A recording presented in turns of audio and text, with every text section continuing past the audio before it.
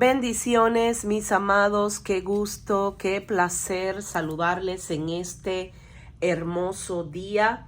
Gracias nuevamente por conectarse a tu canal Tesoro del Cielo. Hoy estaremos estudiando el Salmo 30, que lleva por título La oración respondida, una bendición.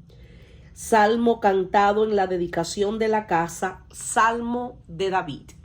Estamos en presencia de un bellísimo cántico del dulce cantor de Israel para la dedicación del templo. David comienza con la exaltación a Dios por haberlo rescatado de los enemigos y librado de la altivez, la vanagloria y la muerte. Es una exhortación a los fieles de la tierra a adorar a Dios por su bondad, amor y fidelidad. Otra súplica a ser atendido y escuchado. David expresa su agradecimiento haciendo el compromiso de alabar y glorificar al Señor por siempre.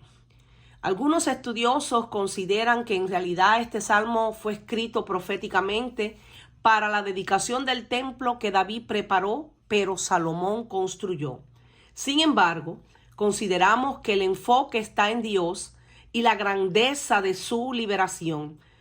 En la dedicación de la casa de David, David quería que se alabara a Dios y no a él mismo como rey. Comenzamos leyendo los primeros versículos y lo leemos en el nombre del Padre, del Hijo y del Espíritu Santo. Te glorificaré, oh Jehová, porque me has exaltado y no permitiste que mis enemigos se alegraran de mí. Jehová, Dios mío, a ti clamé y me sanaste. Oh Jehová, hiciste subir mi alma del Seol, me diste vida para que no descendiese a la sepultura. Cantad a Jehová vosotros sus santos y celebrad la memoria de su santidad. Vamos a comenzar con el análisis del verso número 1. Que dice, te glorificaré, oh Jehová, porque me has exaltado y no permitiste que mis enemigos se alegraran de mí. En la dedicación de su propia casa, David no se exaltó a sí mismo, como podemos observar, sino al Señor. Lo que podría haberse entendido como el logro de un hombre que fue, en cambio, de buscar la propia adoración de los hombres, él siempre tuvo la ocasión de adorar a Dios sobre todas las cosas, pero también de exhortar al pueblo a que le alabara. Aquí podemos observar cómo dice, te glorificaré, es decir, te daré gloria, oh Jehová, te exaltaré, Señor, por un motivo, porque me has exaltado. Pero en otra versión, en la Nueva Traducción Viviente, dice, porque me rescataste. No permitiste que mis enemigos triunfaran sobre mí.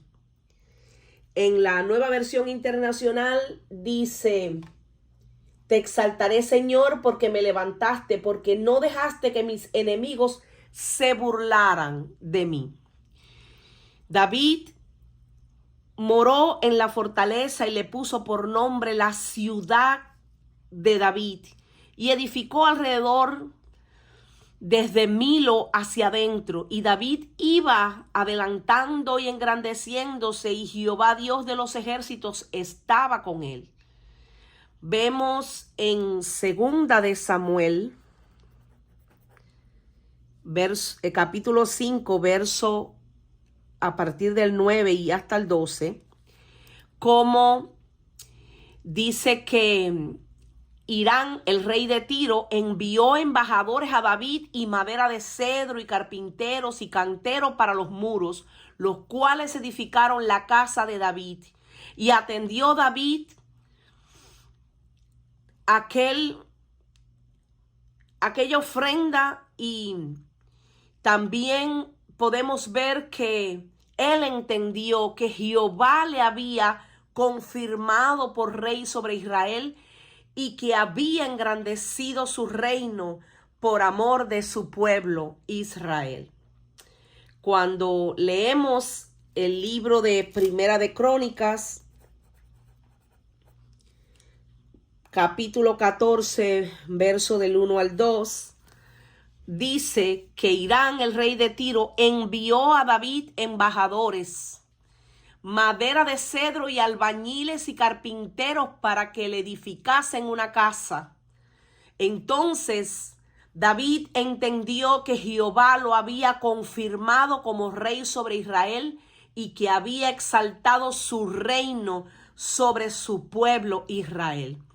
En esto vemos que el rey David sabía tres cosas que hicieron grande su reinado. Todo líder piadoso debe conocer bien estas tres cosas. Primeramente, David entendió que Jehová le había confirmado por rey sobre Israel. Es decir, él no había sido escogido por los hombres, él había sido escogido por Dios. David sabía que Dios le había llamado y establecido sobre Israel. No había sido él puesto como cualquiera que viene y se pone, no, él tenía un llamado de parte de Dios y Dios se lo confirmó de muchas maneras. Había engrandecido Dios su reino. David sabía que el reino le pertenecía a Dios y por eso le daba gloria. Por amor de su pueblo Israel había escogido a David, un varón que tenía un corazón conforme al del Rey Altísimo. Sabía que Dios quería usarlo como un canal para bendecir a su pueblo. No fue por el bien de David solamente que fue exaltado, sino por amor de su pueblo Israel. Por eso dice, porque me has exaltado. Y esto explica la razón principal de la alabanza de David. Sabía que su seguridad y estatus eran obra de Dios. No era como si Dios lo hiciera todo mientras David se sentaba pasivamente.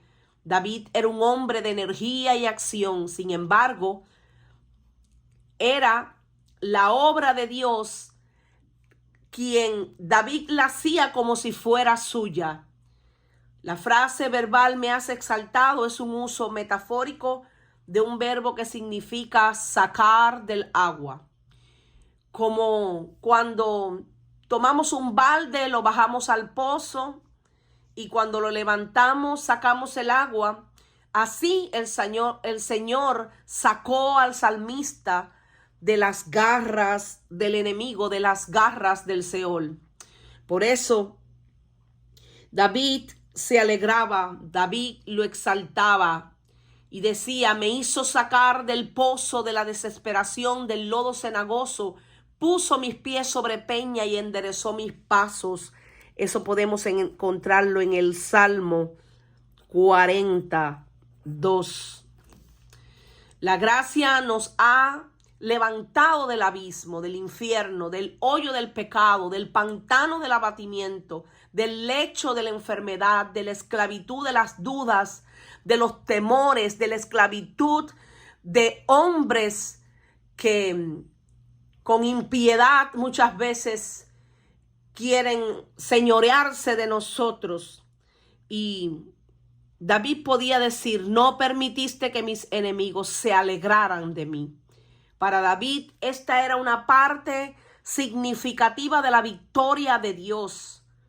Constantemente se había enfrentado a enemigos traicioneros, a gente sanguinaria, a gente engañadora, pero Dios lo protegió y lo convirtió en el ganador en lo que respecta con ellos. Por eso, en el verso 2 dice, Jehová Dios mío, a ti clamé y me sanaste. Quizás hubo un momento en el que David se enfermó. Todos sabemos que muchas veces estaba afligido y esto lo llevó a tener en ocasiones hasta aflicción. Pero una cosa hacía David y era que clamaba a Dios. Por eso en el verso 3 dice: oh Jehová, hiciste subir mi alma del Seol, me diste vida para que no descendiese a la sepultura. Sin duda, hubo muchas ocasiones en las que David recibió la sanidad de Dios, como bien les digo, tanto de enfermedades como de heridas en su alma.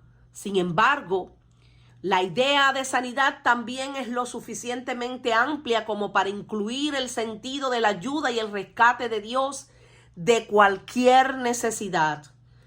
Muchos comentaristas creen que David recordaba cuando Dios le salvó la vida de alguna enfermedad específica que amenazaba su vida. Valga la redundancia. Esto tiene similitudes con el salmo de alabanza de Ezequías después de su enfermedad, que podemos encontrarlo y estudiarlo en Isaías 38, 10 hasta el verso 20. Todos los que hemos leído ese pasaje sabemos que el rey Ezequías se enfermó de muerte, y en aquel momento vino el profeta Isaías y le dijo: ordena tu casa porque morirás, dice Jehová. Entonces el rey Ezequías volvió su rostro a la pared, hizo oración a Jehová, y en aquel momento le pidió al Señor que mirara que él andaba también en rectitud, en verdad, con corazón íntegro, y que había sido agradable a sus ojos. Y lloró Ezequías con gran lloro, y esto hizo que Dios, lo que había determinado hacer, Dios le dijo al profeta: ve y dile a Ezequías: Jehová, Dios de David tu padre, dice así: he oído tu oración y he visto tus lágrimas. He aquí que yo añado a tus días 15 años, y te libraré a ti y a esta ciudad de mano del rey de Asiria, y a esta ciudad ampararé. Y esto te será señal de parte de Jehová, que Jehová hará esto que ha dicho. He aquí que yo haré volver la sombra por los grados que han descendido con el sol en el reloj de Acaz 10 grados atrás. Y volvió el sol 10 grados atrás, por los cuales había ya descendido.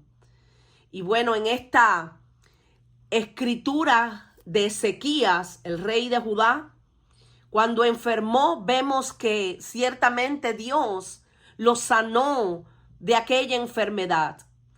Lo hizo sacar del pozo de la desesperación. Ciertamente él estaba, como bien podemos leer en esa escritura, ya privado de sus años, y vemos también cómo él comienza, una vez que recibe la sanidad, a darle gloria a Dios. Y esto también tiene mucha relación con esta escritura, porque vemos que David da testimonio de cómo estaba a punto, al borde de la muerte. Muchas veces estuvo al borde de la muerte, pero de todas esas aflicciones Dios lo libró. Por eso este rey Ezequías dijo: mi morada ha sido movida y traspasada de mí como tienda de pastor.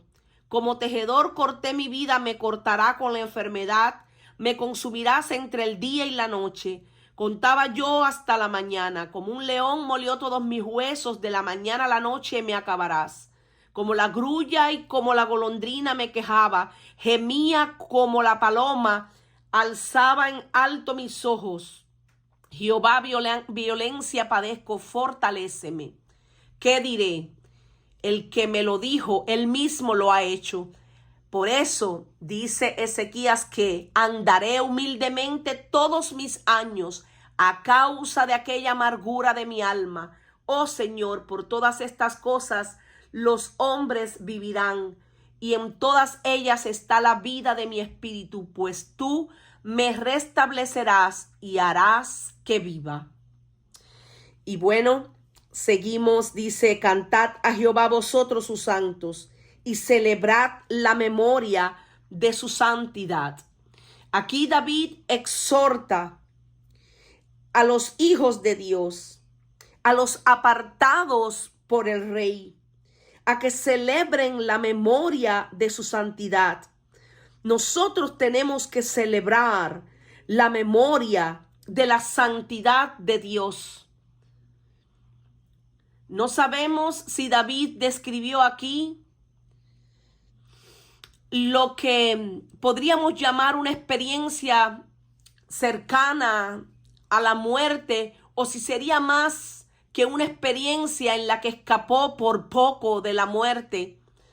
No especifica, pero sí sabemos que David pasó por muchos momentos, situaciones realmente adversas, difíciles, donde fue perseguido. Ya lo hemos analizado en otros salmos anteriores y en otros pasajes anteriores que hemos traído al estudio. Y vemos que sí, que él fue perseguido por Saúl, que quería atravesarlo con una lanza. Y cuando se enfrentó a Goliat, cuando se enfrentó al oso, al león, él estuvo en muchas ocasiones al borde de la muerte, pero Dios lo libró. Esa vida que llevó como soldado y líder, a pesar de estar al borde de la muerte y en muchas ocasiones de la desesperación, Dios siempre rescató su alma. Por eso Él dice, me diste vida para que no descendiese a la sepultura. Y por eso él proclama a que se le cante a Jehová salmos, a que se le celebre, porque ciertamente Él es bueno, Él es santo, Él es justo. David no era un hombre ingrato, sino todo lo contrario. Era un hombre que vivía con gran gratitud a Dios. Y cuando vemos este término a la sepultura, esto significa al sepulcro, que a menudo se le llama la sepultura, como dice el Salmo 28:1. A ti clamaré, oh Jehová, roca mía, no te desentiendas de mí, para que no sea yo, dejándome tú, semejantes a los que descienden al sepulcro. Y cuando leemos el Salmo 69, verso 13 hasta el 15, dice, pero yo a ti oraba, oh Jehová, al tiempo de tu buena voluntad, oh Dios, por la abundancia de tu misericordia, por la verdad de tu salvación, escúchame. Sácame del lodo y no sea yo sumergido. Sea yo libertado de los que me aborrecen, de lo profundo de las aguas. No me anegue la corriente de las aguas, ni me trague el abismo, ni el pozo cierre sobre mí su boca. Y hay muchos pasajes que hablan de hombres piadosos que estuvieron en situaciones ciertamente complicadas, difíciles, pero que cuando clamaron a Dios fueron librados. Uno de ellos fue Job. Pero yo quería leerles un pasaje, un verso del libro de Isaías, capítulo 38, versículo 17. Dice, he aquí amargura grande me sobrevino en la paz, mas a ti agradó librar mi vida del hoyo de corrupción, porque echaste tras tus espaldas todos mis pecados. Aleluya. Cuando Dios no se acuerda ya de nuestro pecado, cuando Él dice, yo soy el que borro tus rebeliones y no me acordaré más de tu pecado, nosotros podemos recibir esa liberación que necesitamos cuando estamos en angustia, cuando estamos sumamente preocupados por alguna situación que nos agobia. Lo mejor que podemos hacer es clamar a Dios, Sabemos que de Él viene nuestra salvación, que solamente de Él viene nuestra ayuda. Cuando cantamos a Él, cuando le adoramos a Él, ciertamente Él se glorifica. Bueno, vamos a correr un poco la cámara para poder estudiar los versos que están acá arriba. Creo que aquí se ven bien ya. Ok. Dice, porque un momento será su ira, verso 5, pero su favor dura toda la vida. Por la noche durará el lloro y a la mañana vendrá la alegría. Aleluya, aleluya. Después de llamar al pueblo de Dios, alabar al rey David, les dio más razones para ello. Aquí se regocijaba de que la ira de Dios puede ser real, pero momentánea. Aquí podemos ver que dice que por la noche durará el lloro, pero a la mañana vendrá la alegría.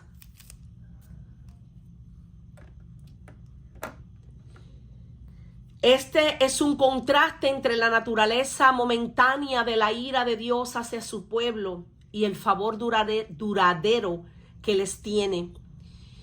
En el vocabulario del Nuevo Testamento podríamos decir que la corrección o disciplina de Dios es por un momento, pero su gracia permanece para siempre.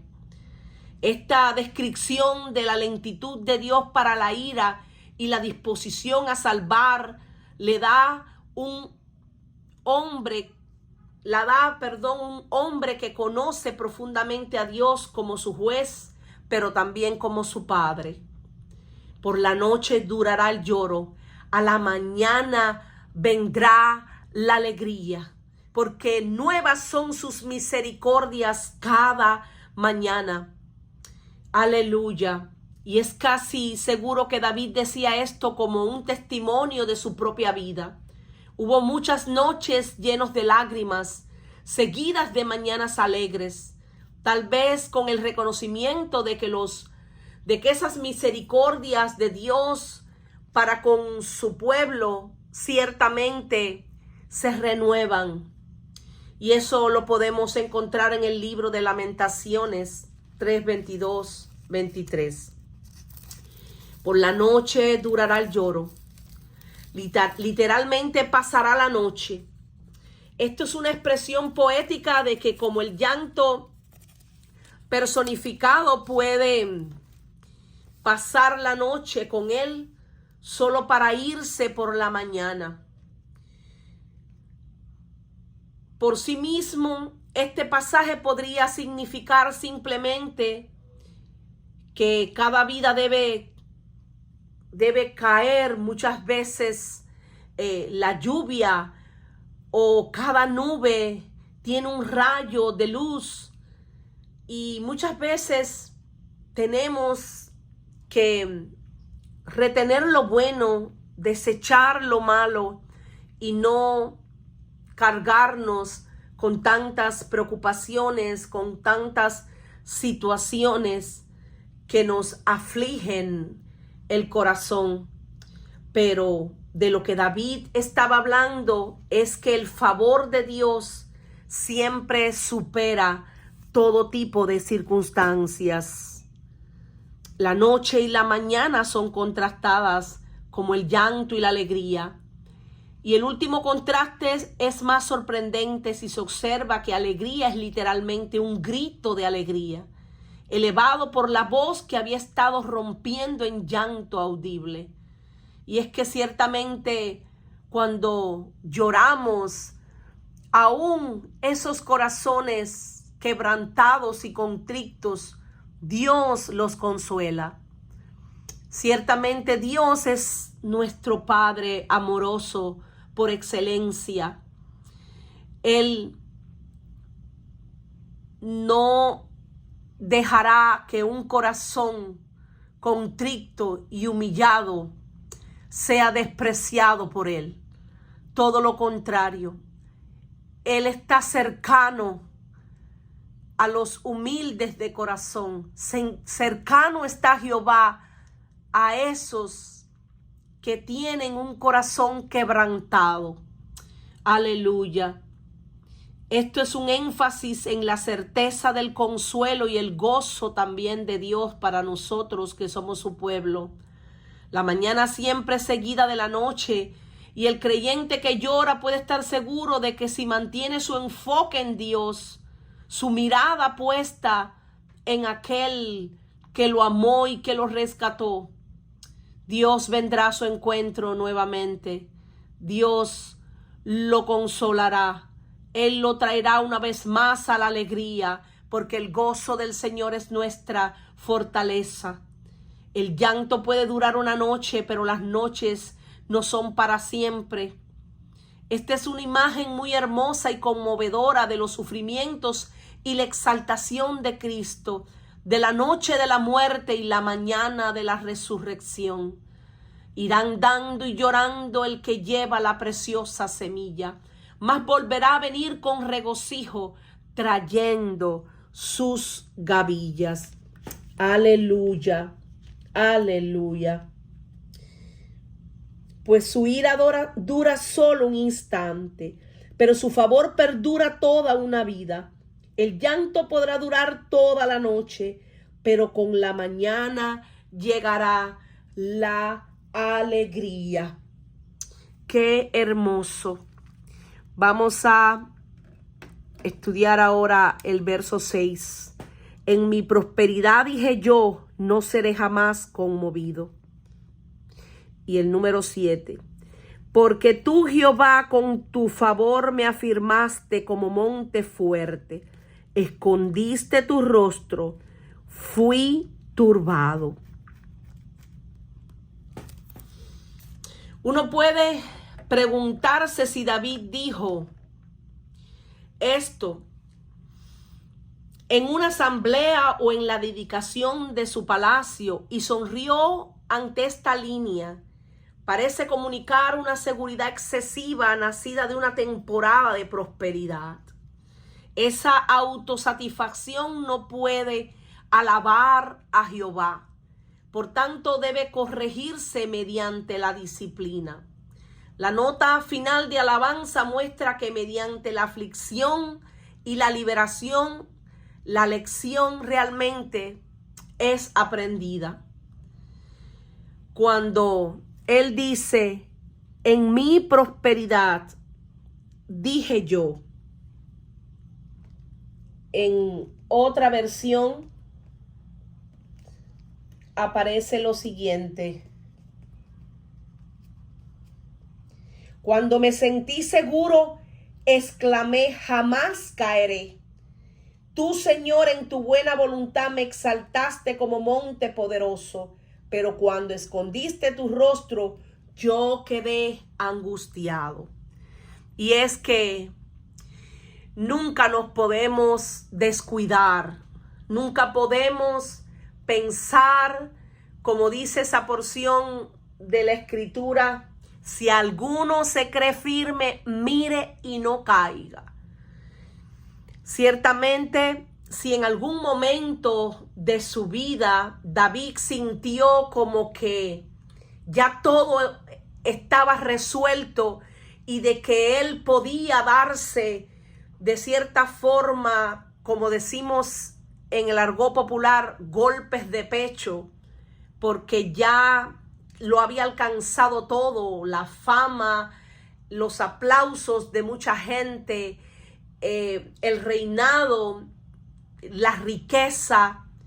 En aquel momento en que él sintió que estaba próspero en gran manera y se dijo a sí mismo, no seré jamás conmovido, ahí fue donde ciertamente vino el quebranto, porque no podemos en ningún momento darnos gloria. Toda buena dádiva desciende de lo alto del Padre de las luces, en el cual no hay mudanza ni sombra de variación. Y es Él el que merece toda la gloria, porque todo lo que somos, todo lo que tenemos es gracias a Él y es por Él. No es por mérito nuestro. Todo se lo debemos a Él, como dice ese cántico. Todo se lo debemos a Dios. Lo que somos, lo que hacemos, los dones, los talentos, todo lo que podamos tener viene de Él y es para Él. Por eso dice, porque tú, Jehová, con tu favor me afirmaste como monte fuerte. Pero una vez que escondiste tu rostro, fui turbado. Escondiste tu rostro y fui turbado. Sin la constante obra de sustento de Dios, David estuvo profundamente turbado. Esto no implica que Dios jugaba al escondite con David, ocultándose constantemente y luego revelándose a él. La idea es que David dependía completamente de la presencia de Dios, de la comunión con Él y de su favor. Porque así como dijo Job en el capítulo 3, versículo 25-26, porque el temor que me espantaba me ha venido y me ha acontecido lo que yo temía. No he tenido paz, no me aseguré ni estuve reposado. No obstante, me vino turbación. Y cuando analizamos el capítulo 30, verso 15, dice, se han vuelto turbaciones sobre mí. Combatieron como viento mi honor y mi prosperidad pasó como nube. Y cuando estudiamos el libro de Isaías 17, verso 14, dice, al tiempo de la tarde, he aquí la turbación, pero antes de la mañana el enemigo ya no existe. Esta es la parte de los que nos aplastan y la suerte de los que nos saquean. ¿Y qué significa turbación? Turbación es la confusión, el desorden, el desconcierto. Es también aturdimiento, perplejidad, desorientación, ofuscación, desconcierto. Todo lo contrario al orden, a la tranquilidad, a la serenidad. Por eso estos versos me hacen acordar cuando Jesús le dijo a sus discípulos, no se turbe vuestro corazón, creéis en Dios, creed también en mí. La paz os dejo, mi paz os doy. Yo no os la doy como el mundo la da. No se turbe vuestro corazón, ni tenga miedo. Ciertamente cuando nosotros buscamos el rostro de Dios, en su luz veremos luz. Y su luz disipa toda tiniebla. En su luz nosotros podemos tener la paz de Jesús. Esa paz que sobrepasa todo entendimiento. Por eso en el verso 8, David decía, a ti, oh Jehová, clamaré y al Señor suplicaré. ¿Qué provecho hay en mi muerte cuando descienda a la sepultura? ¿Te alabará el polvo? ¿Anunciará tu verdad? Oye, oh Jehová, y ten misericordia de mí, Jehová, sé tú mi ayudador. David sabía que clamar a Dios era la única solución. Sabía que cuando iba a la presencia de Dios, cuando se rendía a los brazos de amor del Rey de Gloria, era que podía encontrar la salvación, la sanidad, la paz, el consuelo, el refugio, la fortaleza. Porque cuando oramos a Dios, Dios nos reviste de su fuerza. Dios nos protege. La oración es la llave que abre las puertas al cielo. El rey David dijo por primera vez que clamó a Dios. Fue la oración de él en una situación que amenazaba su vida.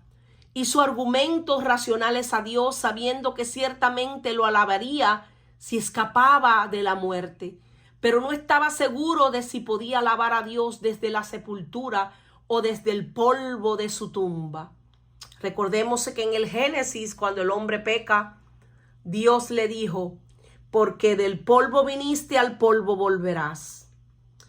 Y estas palabras del rey David suenan extrañas para alguien familiarizado con el Nuevo Testamento como nosotros.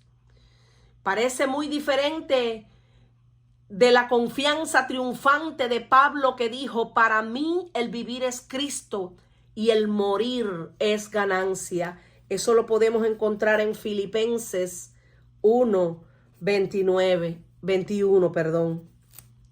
David parecía no ver ganancia alguna en la muerte y por lo tanto suplicaba que Dios preservara su vida. En el Antiguo Testamento solo está presente una comprensión vaga de la vida después de la muerte. Ciertamente hay momentos de fe triunfante, como cuando Job dijo: yo sé que mi Redentor vive y al fin se levantará sobre el polvo, y después de deshecha esta mi piel, en mi carne he de ver a Dios. Aleluya. Y eso lo podemos encontrar en Job 19, verso 25.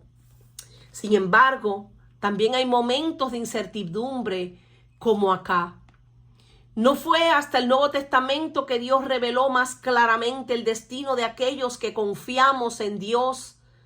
De esta vida pasaremos a la siguiente, tendremos la vida eterna porque amamos a Dios con todo nuestro ser, porque lo obedecemos, porque queremos agradarle. Y no es que no cometamos en muchas ocasiones pecado, no es que no le fallemos a Dios, pero sabemos que la salvación la recibimos por fe en Jesucristo, que no es por hacer las obras de la ley, porque por hacer las obras de la ley nadie será salvo.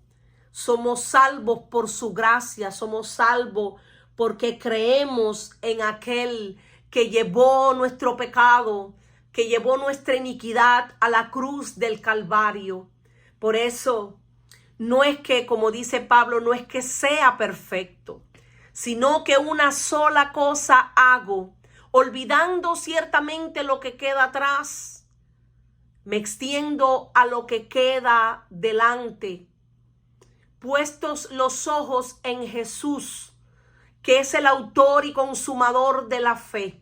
Prosigo a la meta, al premio del supremo llamamiento de Dios, que es en Cristo Jesús, Señor nuestro.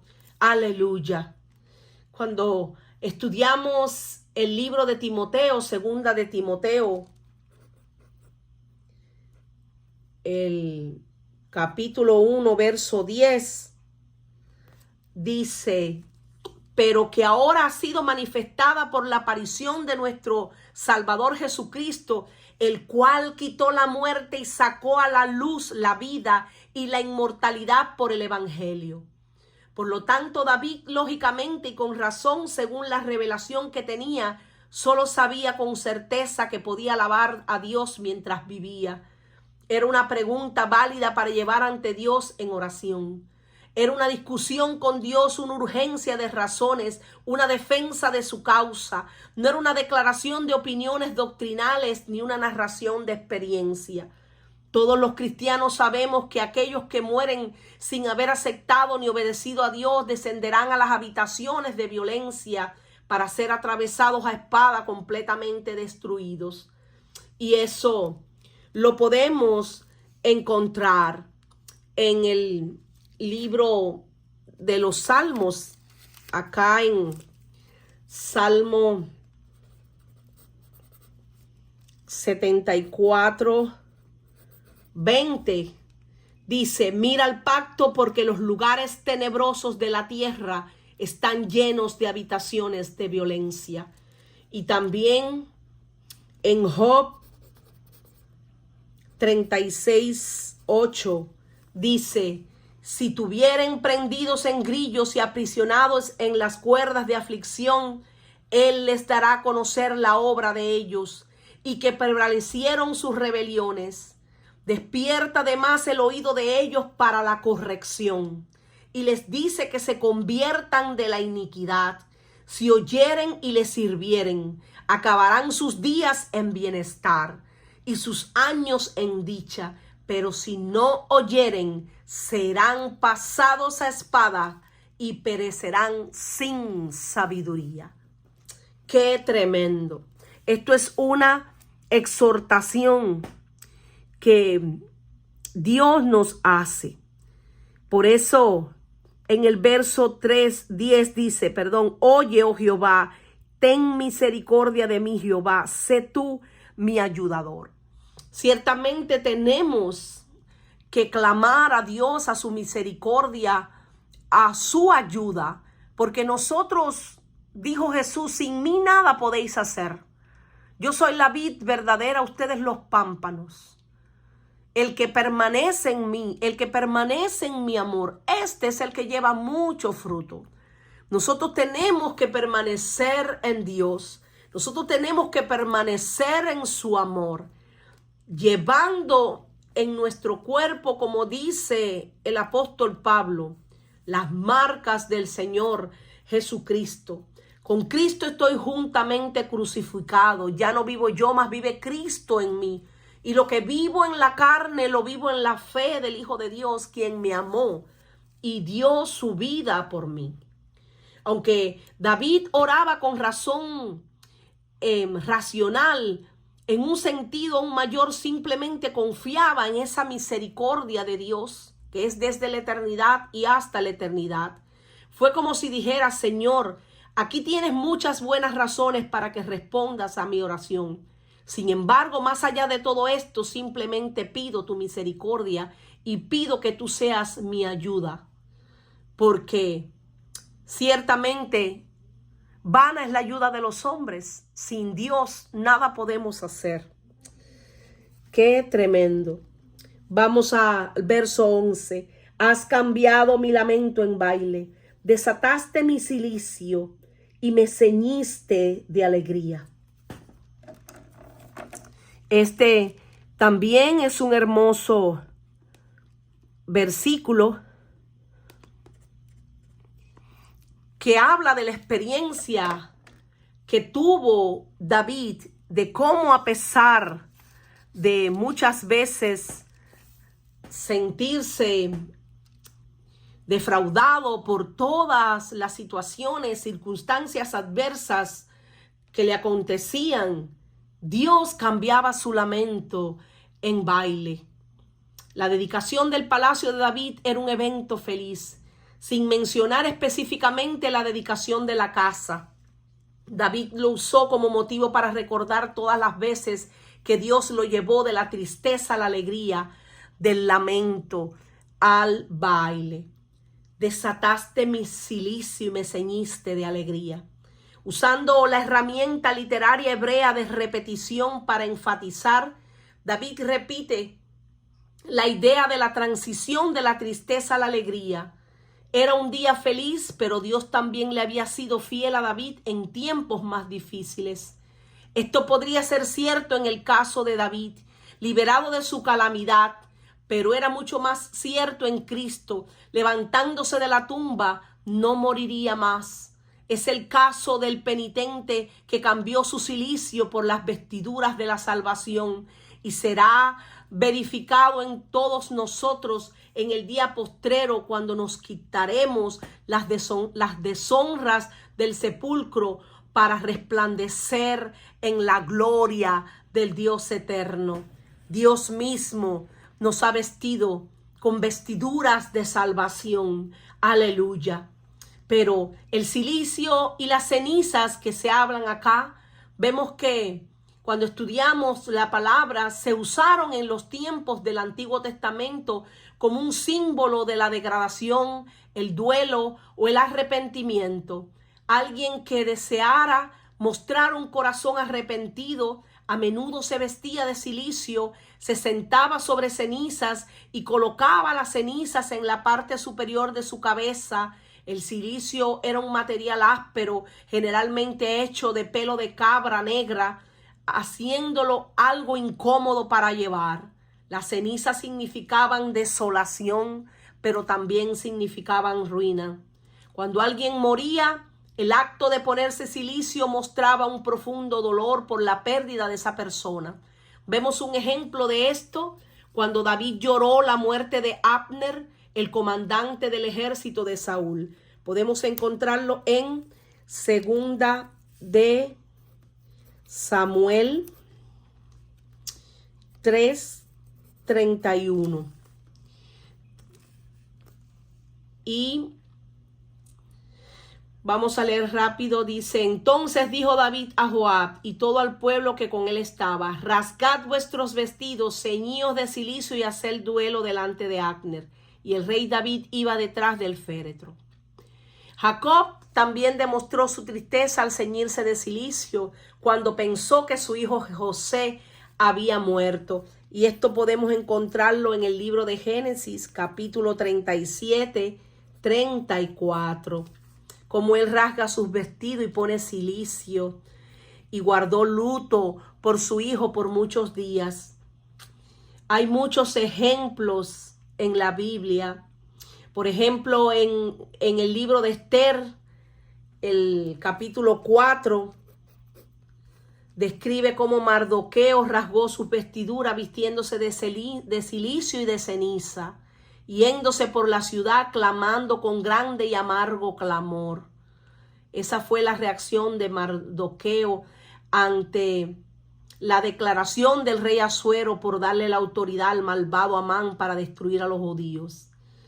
El cilicio y las cenizas también se usaron como una señal pública de arrepentimiento y humillación ante Dios. Cuando Jonás declaró al pueblo de Nínive que Dios iba a destruirlos por su maldad, vemos que el rey de Nínive, hasta el menor de los ciudadanos, respondieron con arrepentimiento, ayuno, cilicio y cenizas. Eso podemos encontrarlo en el libro de Jonás 3, versos 5 al 7. Y hay muchos versos más que hablan acerca de estos. Sencillamente el cilicio y la ceniza se usaron como una señal externa de una condición interna. Este símbolo hacía que el cambio de corazón de una persona fuera visible y demostraba la sinceridad de su dolor y su arrepentimiento. No fue un acto mismo de ceñirse de cilicio y ceniza lo que hacía que Dios interviniera, sino la humildad que esas acciones demostraban. ¿Qué es lo que Dios demanda hoy de nosotros? No que nos pongamos ceniza, no que nos pongamos cilicio, sino que nos arrepintamos de todo corazón, que nos humillemos ante el Señor, que reconozcamos su majestad, su poderío, que vivamos una vida íntegra, una vida en santidad, andando en el Espíritu, obedeciéndole al Señor en todo. No importando lo que los hombres puedan creer, pensar acerca de nosotros, lo más importante es la relación que tú y yo tengamos con el Señor Jesucristo, porque ciertamente Dios es el juez de toda la tierra. Dios es el que nos juzgará y Dios es el que nos justifica. Por eso, ¿quién acusará a los escogidos de Dios? Es Dios el que justifica. No es que nosotros seamos ya perfectos, pero vamos en ese camino de perfección y buscamos su rostro porque queremos agradarle a Él, porque queremos hacer lo que Él quiere. Es mejor obedecer a Dios que a los hombres. Es mejor estar bien con el Señor que con los hombres. Es mejor que sea Dios el que nos corrija, que sea Dios el que nos levante, que sea Dios el que nos guíe y no el hombre. Cuando nosotros buscamos el rostro de Dios, cuando nosotros le obedecemos a Él, ciertamente vamos a andar, como dice la Escritura, de poder en poder, de gloria en gloria, de victoria en victoria. Y no es que la vida vaya a ser del todo ya resuelta y de que no vamos a atravesar dificultades, pero como hemos analizado en otras ocasiones, aún en medio de la tormenta, Dios se va a glorificar. Por tanto, a ti cantaré, gloria mía, y no estaré callado. No nos podemos quedar callados. David no se quedó callado. David cantó, David glorificó. David le dio toda la gloria a Dios. Jehová, Dios mío, te alabaré para siempre. Él sabía que Dios merece toda nuestra adoración. El rey David reveló la razón principal de la obra transformadora de Dios en su vida. No era principalmente para regalarle palacios, era para que David pudiera alabar al Señor y no quedarse callado. Dios obró en la vida de David para traerse a sí mismo la gloria y la alabanza apropiada. Aunque claramente benefició a David, fue principalmente para la propia gloria de Dios que él hizo todo eso. Este principio significa que Dios tiene una razón especial para llevar su obra transformadora en las vidas de nosotros que lo adoramos. Como dice, a ti cantaré, gloria mía.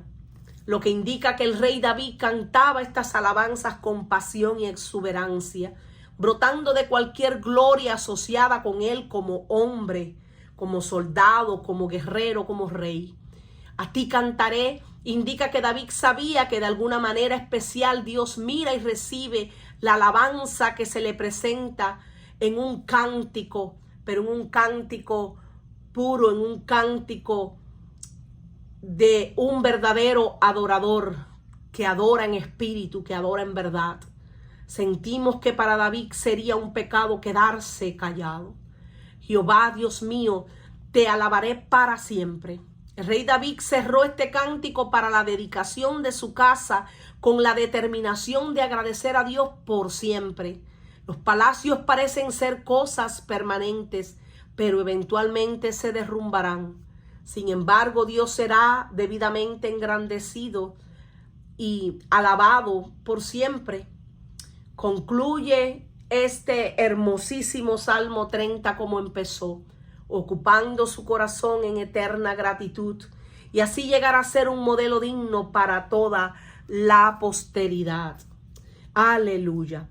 Y hoy quiero invitarles a que antes de dormir estudien el Salmo 103. Bendice, oh alma mía, al Señor, y no olvides ninguno de sus beneficios. Este hermoso salmo alienta a la gratitud a Dios por sus bendiciones, pero también por sus beneficios. Y bueno, mis amados, esto es todo de la enseñanza del día de hoy.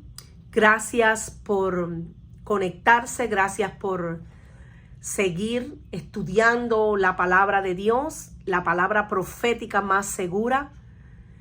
Les invito a que si no se han suscrito al canal, que lo hagan, porque vamos a seguir con el favor de Dios estudiando el resto de los salmos y muchas más pasajes de la Biblia que yo sé que a través de ellos vamos a ser sumamente bendecidos.